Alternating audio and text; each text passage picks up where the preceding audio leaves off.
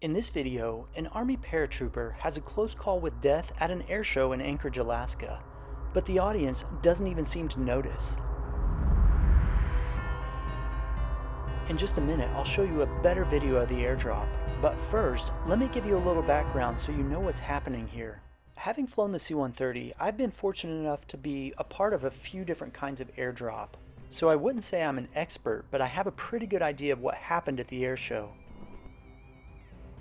This particular type of jump is called a static line airdrop, and as you can see from this footage that I took from a C-130 airdrop, these guys' parachutes are actually being pulled open by a static line attached to the aircraft. This enables the troopers to be dropped at a lower altitude, which decreases their exposure during combat.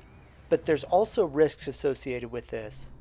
These particular parachutes can be used at a lot of different altitudes, but the Army typically does static line jumps somewhere around 1,000 feet above the ground. So you do the math, these guys have less than 10 seconds to get that reserve parachute out if their main chute fails to open. But unfortunately, this guy had a really tough decision to make because his parachute only opened up partially, and by pulling the reserve, you run the risk of getting tangled up with the old parachute. Watch what happens when this jumper initially pulls his reserve. At first, it drops below the jumper, which I'm sure was very concerning. But reserve parachutes are designed to fill up with less airflow. And as the chute fills with air, the only question now is, will his chute become tangled?